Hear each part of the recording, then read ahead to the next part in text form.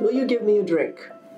Jesus starts one of the most interesting conversations in the gospel with that simple question.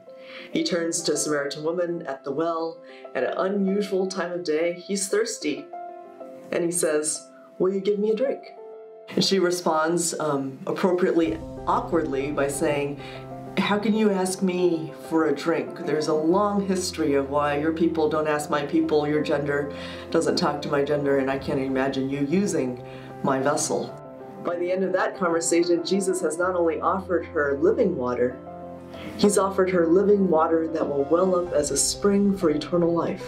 And this conversation is really interesting to me because something happens inside of her, something changes inside of her and results in her becoming what is one of our first, what we would call missionaries. She runs through her town, she's talking to people. You won't believe who I just met. He knows everything there is to know about me, and he accepts me in my brokenness. And because I feel and I know and I have embraced his love, I want to tell you about him.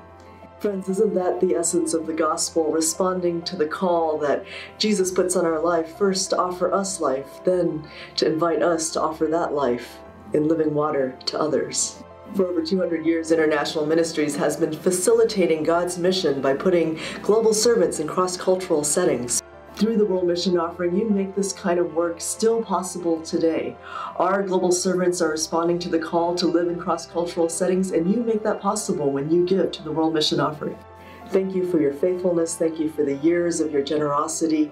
And please know that the next generation of global servants is not only still being called, but they are still responding to God's call.